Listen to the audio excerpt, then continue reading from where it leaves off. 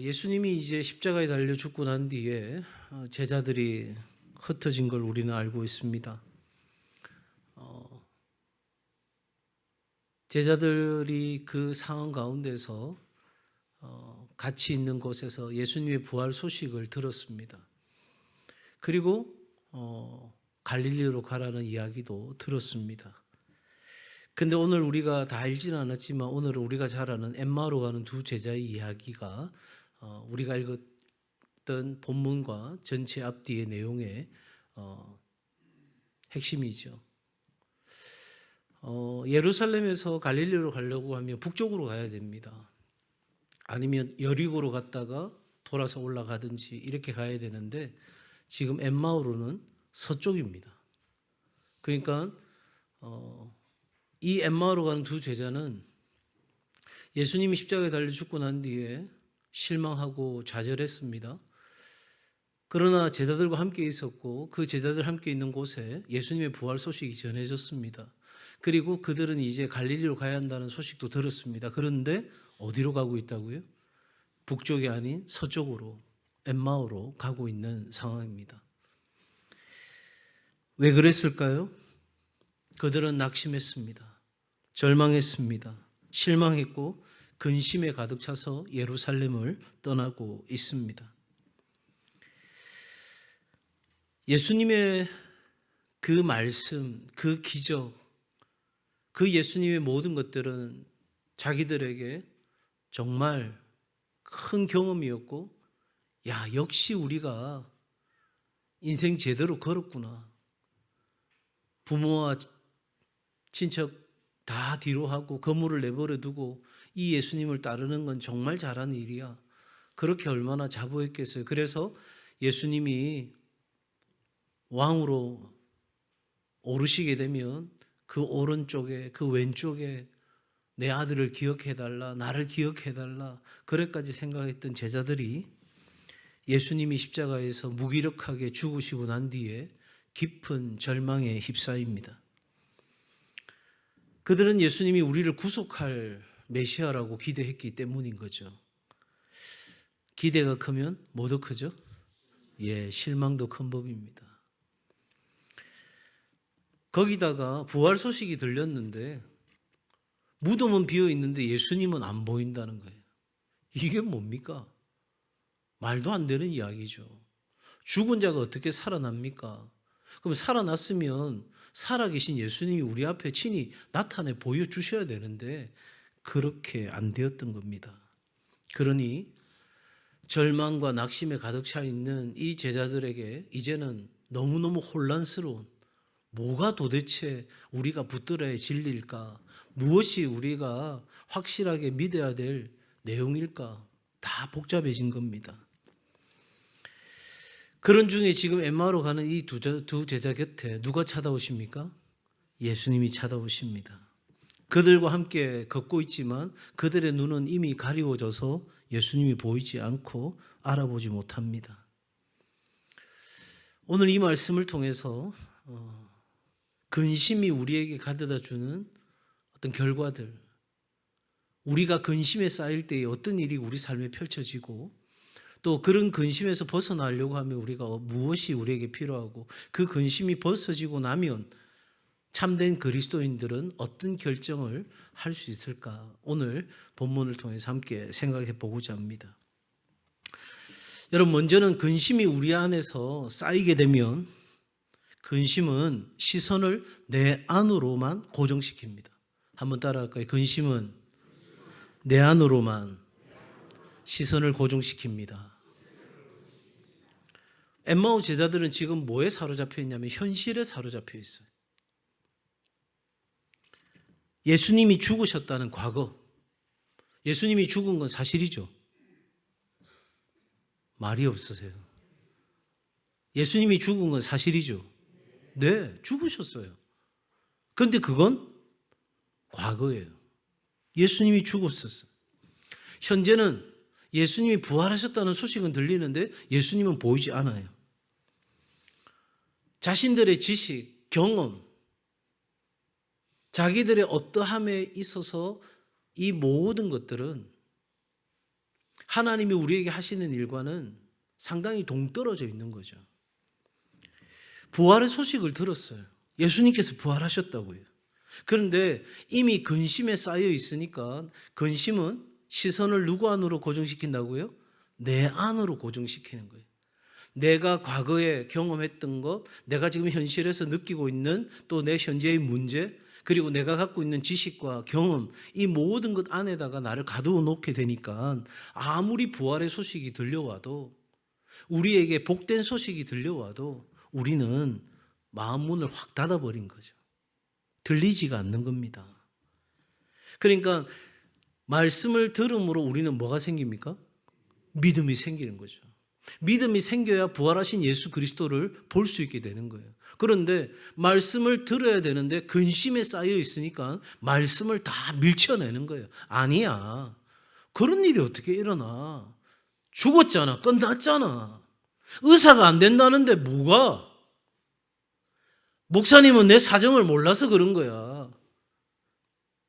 손쓸 방법이 없다는데 뭐가? 그래서 근심에 딱 쌓여지면 하나님의 말씀이 들리지가 않아요. 여러분, 부활은 우리의 지식이나 우리의 경험과는 일치되는 게 아니잖아요. 죽은 자가 살아났다.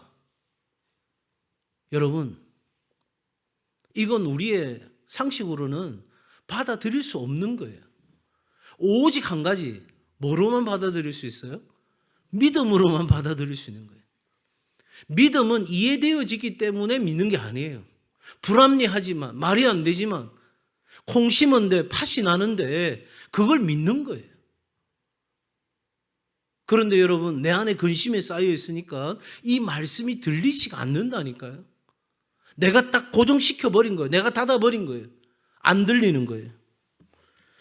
이렇게 되면 어떻게 되냐면 모든 부정적인 감정이 그러하듯이 근심은, 한번 따라합시다, 해석을 왜곡시킵니다. 21절 한번 보시겠어요? 21절 같이 읽습니다. 시작. 우리는 이 사람이 이스라엘을 속량할 자라고 바랐노라. 이뿐 아니라 이 일이 일어난 지가 사흘째요. 우리는 그가 이스라엘을 뭐 할 자? 속량할 자, 구속할 자라고 바랐노라. 이게 우리의 생각이었어요. 그런데 이건 누구 생각이에요? 내 생각이에요. 내 생각. 내가 바랬던 거예요. 그러니까 이 근심은요, 하나님의 일하심을 내 기대에다가 맞추어서 내 생각의 해석을 하게 하는 거예요. 내가 하는 거예요. 내가. 하나님의 관점으로, 하나님의 생각으로, 하나님의 진리의 말씀으로 내 생각, 내 감정, 내 의지, 내 상황들을 해석하는 게 아니라 내가 중심이 되어서 내 판단 가지고 끼워 맞추는 거예요. 그렇게 맞춰도 성경은 기가 막히게 맞아 들어가요. 그래서 2단이 나오는 거예요. 3단도 나오고요. 왜? 그걸 자기 입맛에다가 다 갖다 붙이는 거예요. 그러니까 여러분, 2단일수록 굉장히 합리적이에요.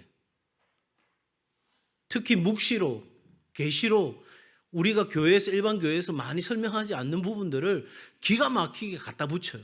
여기서 갖다 붙이고 저기서 갖다 붙이고 앞뒤로 딱 갖다 붙여가지고 하니까 우리가 그렇네? 그 어느 순간 이만희가 예수 그리스도가 되어 있는 거예요. 그 홀랑 넘어가는 거죠. 여러분, 이처럼 근심은 우리의 신앙과 삶에 대한 해석을 오염시키는 거예요. 제가 최근에 자주 인용했죠. 우리 인생은 해석이라고요. 어떻게 해석하느냐에 따라서 우리가 하나님께로 더 가까이 가기도 하고 하나님께로 완전 멀어지기도 하는 그런 인생의 해석이 중요한데, 이 근심은 그런 인생의 해석을 완전히 왜곡시켜 버리는 거예요. 심지어 이렇게들 생각합니다. 내 문제는 다른 사람 문제하고 다르다고. 나는 그 정도 가지고는 내 문제가 해결되지 않는다고. 우리 스스로가 자신의 문제를 굉장히 극대화시킵니다. 우리 집안에서 일어난 일은 엄청나게 큰 일이고 내가 경험하는 일은 세상에 두 번 다시 이런 일이 일어날 것 같지 않은 그런 일이라고 지나치게 과장되게 해석해버리는 거예요. 어떤 하나의 현상이 일어나면 그걸 일반화시킵니다. 그리고 흑백 논리에 빠집니다. 이런 인지적인 오류, 그렇게 되면 정서적인 심각한 오해가 생깁니다. 스스로가 만드는. 그리고 나서 의지가 왜곡된 행동으로 드러나게 됩니다. 그래서 상담을 요구하는 부분에 있어서는 이 세 가지입니다. 생각하고 판단하는 것이 바른가? 정서적으로 감정적으로 느끼는 것이 올바른 감정인가? 아니, 무서워야 될 때 우스워하고 웃어야 될 때 심각해지고, 이건 완전히 정서적으로 뭔가 잘못된 거잖아요. 그죠? 그리고 행동입니다. 마땅히 해야 될 행동인데 그 행동이 왜곡되어 나타나는 거죠. 여러분, 근심은 우리 안에 그런 모든 인생에 대한 해석을, 다시 말하면 인지적 오류를 일으키는 원인이 됩니다. 더 심각한 문제는, 그런 정도의 문제는 시간이 지나면서 계속해서 우리가 어떤 뭐 상담이든 어떤 내용을 통해서든 나름대로 어떤 정리할 수 있는 뭔가 순간이 찾아올 수 있는데, 핵심은 뭐냐면 하나님의 임재조차도 이 근심은 보지 못하게 만들어 버리는 거예요. 지금 예수님은 그들과 함께 걷고 계신 거죠. 그런데 지금 그들은 이 예수님이 누구신지도 전혀 모릅니다. 하나님이 우리에게 말씀하시는데 그 말씀이 안 들리는 거예요. 앞서도 말씀드린 것처럼 부활의 소식을 들었으면서도 불구하고 그 말이 들리지 않는 거예요. 뭐가 꽉 차 있어서? 근심, 걱정, 염려, 불안, 두려움, 온갖 부정적인 감정들이, 여러분, 이거는 뭐 고구마 줄기처럼 다 같이 붙어 있어요. 떨어져 있는 게 아니에요. 거기다가 자신을 정죄하는 정죄감이 들어오고요. 그러면서 수치감이 자기를 짓누릅니다.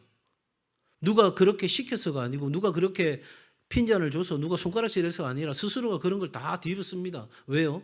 아주 작고 사소한 부정적인 감정을 허용하고 내버려 두는 순간 그것이 우리 안에서 엄청나게 커지는 거예요. 그리고 심지어 세월이 가면서 그것이 쓴뿌리가 되어서 우리 안에 모든 것을 왜곡시키는, 여러분, 빛은 굴절되잖아요. 그죠? 그것처럼 그 쓴뿌리에 하나님의 사랑, 하나님의 말씀이 부딪혀도 다 왜곡되는 거예요. 이렇게 되면 하나님이 나와 동행하시는 것이 무감각해집니다. 느껴지지가 않아요. 기뻐하고 감사하고 하나님을 찬양하고. 여러분, 오늘 새벽에도 제가 말씀 나누면서 함께 시편 111편 10절의 말씀을 나눴던 것 같은데요.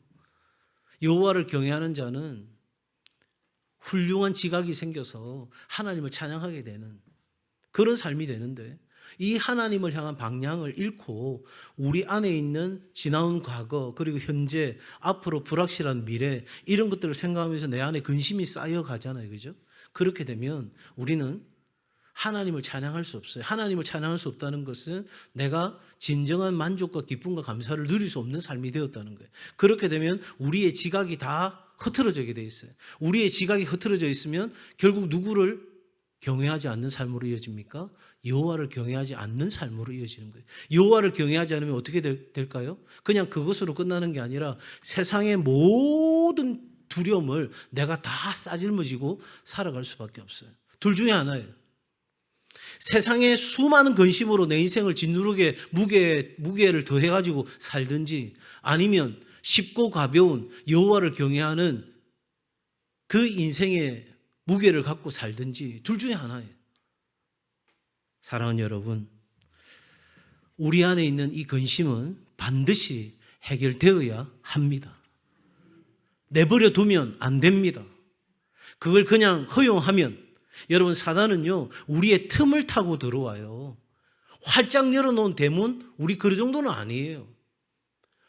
사단이 오시옵소서 이럴 사람 누가 있어요? 아무도 없어요.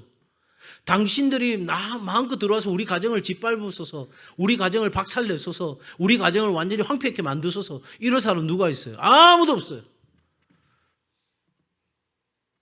마음대로 들어와서 내 자녀들 다 짓밟고 파멸을 이르도록 완전히 박살을 내소서 이럴 사람 누가 있어요? 그런데 가정 안에 작은 틈을 내어준 그 틈을 타고 이 원수 마귀는 기가 막히게 모든 걸 다 알지 않는데 우리의 약한 부분은 기가 막히게 아는 거예요. 여러분 신앙생활 하다가 섭섭한 게 들거나 뭔가 신앙생활 하는데 자꾸만 뒤처지는 느낌이 들고 주저앉는 느낌이 들면 사단이 그 부분으로 인하여 계속 공격하고 있다는 걸 알아차리셔야 돼요. 그 중에 하나가 바로 근심이에요. 그러니까 어떤 종류의 근심이 되든지 간에 그 근심이 찾아오면 두려움도 마찬가지고 불안도 마찬가지고 어떤 부정적인 감정들이 찾아오면 이건 이 순간에 내가 해결해야 된다라고 여러분 결단하시길 바랍니다. 그거 아깝다고 미뤄두서는 안 됩니다.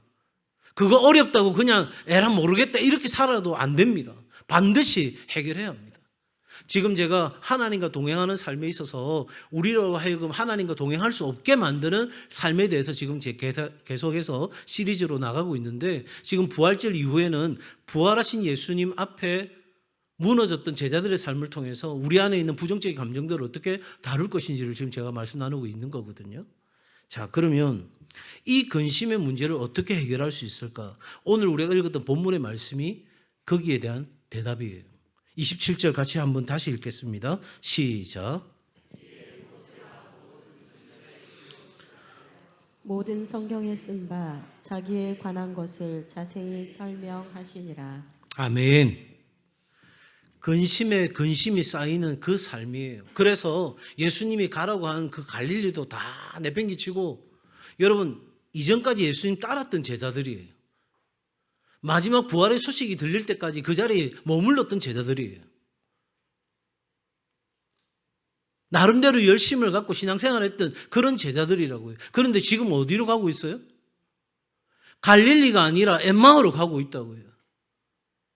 예수님이 가라고 한 곳, 예수님이 만나자 한 곳, 그곳이 아니고 그냥 내 마음에 오른 대로 지금까지 가졌던 신앙이고 뭐고 다 내팽개치고 이제 그냥 낙심하고 근심에 쌓여서 일상의 삶으로 그냥 돌아가는 거예요. 별 수 없다고. 예수님 믿고 따랐지만 내 인생에 좋은 결과가 안 나왔다고. 그렇게 지금 가고 있는데 이 근심을 해결하시는 방법은 예수님의 말씀이에요.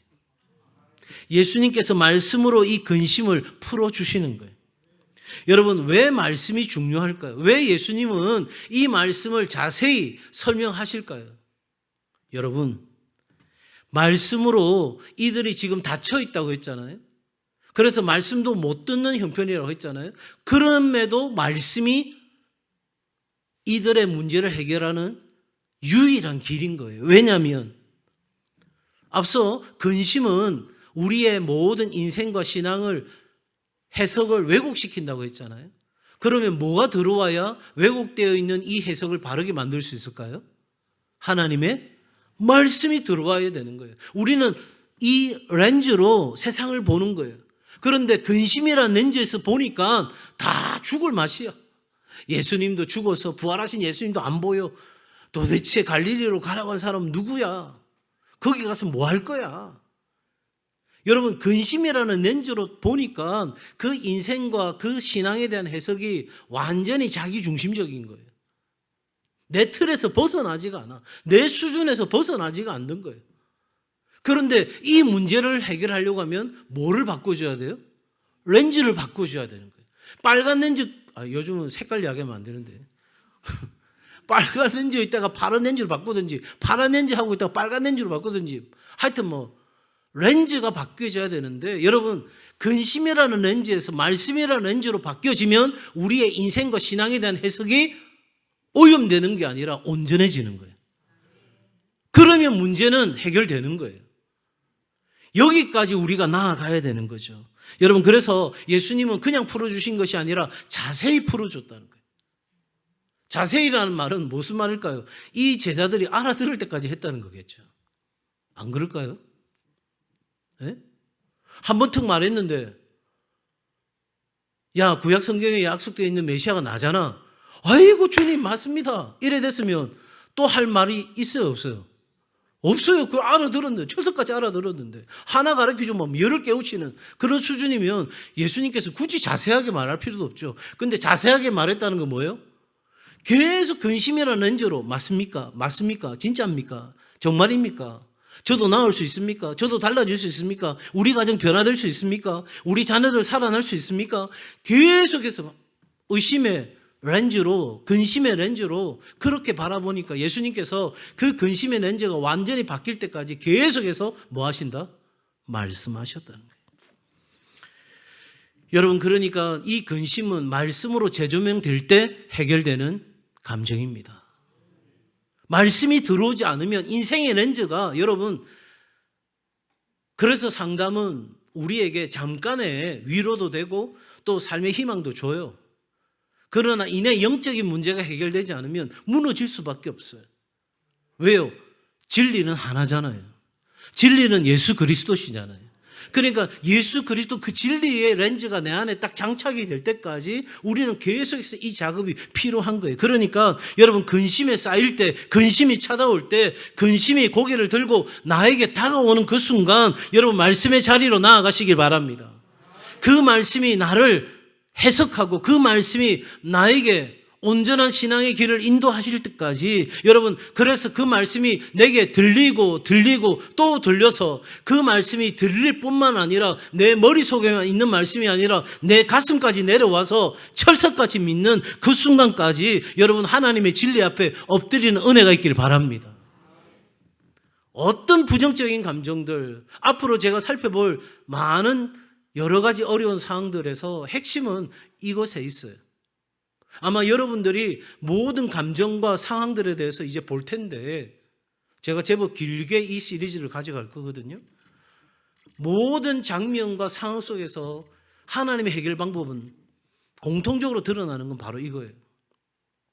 말씀이 우리의 삶의 해결책이 되는 거죠. 다시 말합니다. 왜 근심에 쌓이는데 말씀이 해결책이 됩니까? 자, 보세요. 앞서 이야기한 것처럼 근심은 우리의 인생과 신앙에 대해서 해석을 오염시키고 왜곡시킨다고 했잖아요. 그리고 말씀이 우리 안에 들어오면 우리의 인생과 신앙에 대한 해석이 올바르게 된다고 했지 않습니까? 어떻게 되느냐? 말씀의 렌즈로 딱 들어와서 우리의 과거를 해석하는 거예요. 요셉이 뭐라고 말하죠? 당신들은 나를 뭐하려 했으나? 해하려 했으나, 나를 죽이려고 했으나, 나를 괴롭혔으나, 나를 완전히 짓밟으라고 했으나 그건 과거의 사실이에요. 일어난 일이죠. 대답 좀 해주세요. 일어난 일이죠. 예.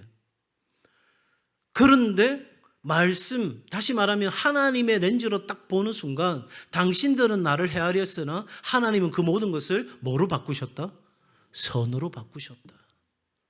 여러분, 요새 고생 안 했습니까? 했습니다. 힘들었습니다. 죽을 만큼 어려웠습니다. 그런데 말씀이 자기 안에 딱 자리 잡고 있으니까, 그걸 구약 성경에는 요셉의 인생마다 뭐라고 표현하고 있냐면 하나님이 요셉과 함께 하시더라. 하나님이 요셉과 함께 하시다는 말은 뭐예요?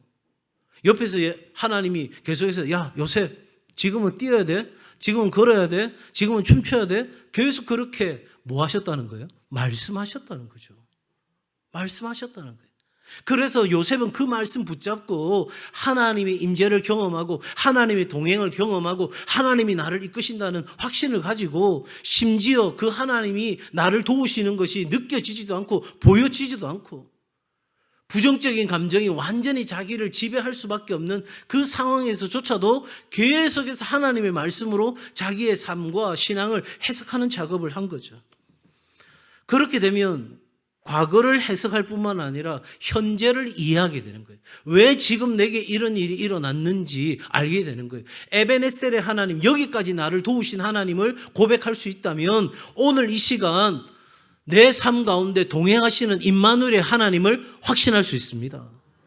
그렇게 되면 우리는 미래에 대한 소망을 갖게 되는 거예요. 여호와 이레, 나보다 앞서 모든 것을 준비하시는 하나님. 나는 돌문을 어떻게 굴러야 될까 고민하고 대책도 없는, 방법도 없는 그 길을 걸어가지만 이미 하나님이 먼저 돌문을 옮기시고, 아브라함이 하나밖에 없는 아들 이삭을 번제물로 드리려 할 때에 우리 하나님이 이미 준비하신 여호와 이레의 하나님. 여러분, 그러니까 근심의 렌즈가 말씀의 렌즈로 바뀌어지면 내 지나온 과거를 제대로 해석해낼 수 있고, 그리고 오늘 내가 경험하고 있는 이 현재를 온전하게 이해할 수 있고, 그리고 내가 불확실한 미래에 대해서 확실한 소망을 갖게 되는 게 바로 이 말씀을 통해서입니다. 제자들은 부활하신 사건을 알고 있었어요. 들었어요. 그런데 그 의미를 깨닫지 못하는 거예요. 지금 예수님께서 말씀을 풀어줌에도 불구하고 이 근심의 렌즈는 여간에서는 벗어지지 않는 거예요. 왜? 그건 현실이니까. 지금 내 아픈 건 현실이고, 지금 내가 감정적으로 무너져 있는 건 내 현실이고, 내가 다른 누군가에게 상처받은 건 나 현실이고, 그러니까 그냥 그 말씀이 들리지가 않는 거예요.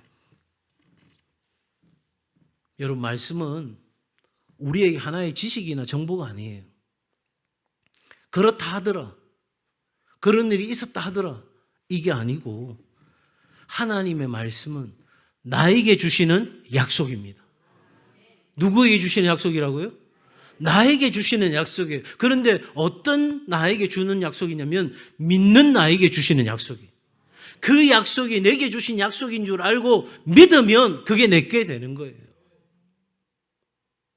사랑하는 여러분, 그렇게 되면 그 의미가, 그 말씀의 의미가 회복되어지고 깨달아지는 역사가 일어나는 거죠. 그럴 때의 말씀은 우리의 근심을 넘어서 확신으로 이끕니다. 32절 한번 볼까요? 32절 시작. 그들이 서로 말하되 길에서 우리에게 말씀하시고 우리에게 성경을 풀어주실 때에 우리 속에서 마음이 뜨겁지 아니하더냐 하고. 자, 그러면 반대로 근심은 우리의 마음을 뜨겁게 하는 게 아니라 어떻게 하죠? 식게 만드는 거예요. 차갑게 만드는 거예요. 여러분, 근심은 우리에게 영적인 삶에 있어서 부유함을 누릴 수 없게 만드는 거예요. 마음이 식어지면 어떻게 되냐면 마음이 식어진 상태로 그냥 있는 게 아니에요. 여러분, 고기 국물 뜨끈하게 끓일 때는 맑은 물이죠. 그죠? 근데 식으면 어떻게 돼요? 기름이 꽉 떠 있잖아요. 우리의 마음이 식어지면 낙심과 포기가 우리 가운데 찾아오는 거예요. 그리고 절망은 반드시 따라옵니다. 아까 제가 뭐라고 그랬어요? 부정적인 감정은 고구마 줄기처럼 다 덕지덕지 붙어 있다니까요. 하나만 있는 법이 없어요.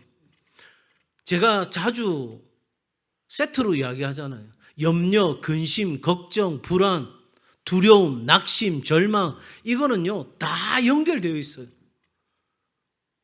그거 하나만 딱 해결할 수 있는 문제가 아니에요.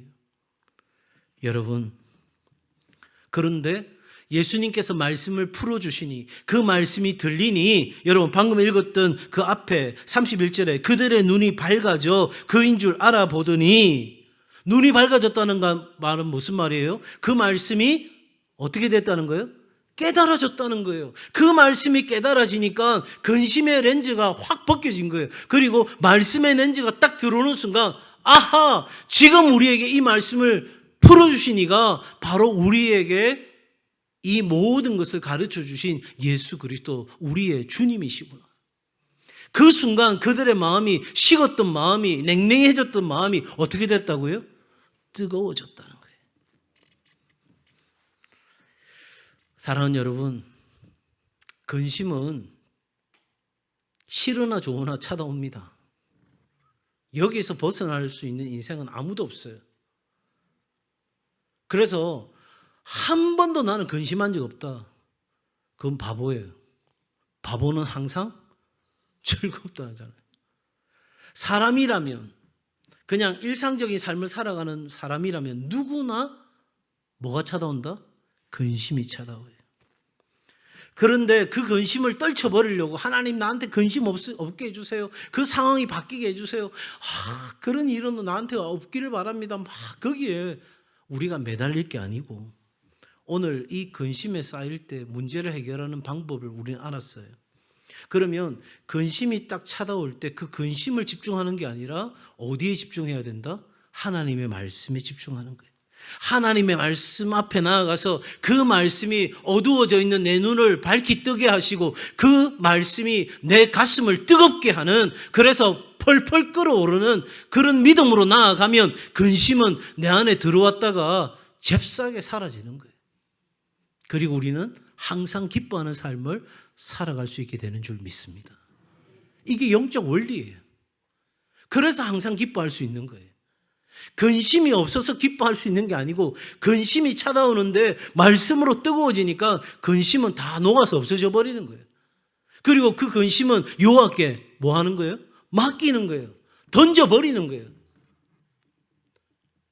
예수님 가져가세요. 그래도 이게 얼마나 질긴지 나를 쭉 잡아 당겨요. 예? 제발 좀 놔라고 해도 안 놔. 이 근심이 나를 계속해서 끌어가는 거예요. 그럴 때마다 말씀 앞에 나아가는 거예요. 그럴 때마다 기도의 자리에 나아가는 거예요. 다시 하나님 임재 앞으로 나아가는 거예요. 그리하면 우리 안에 뜨거운 역사가 일어나게 되는 거죠.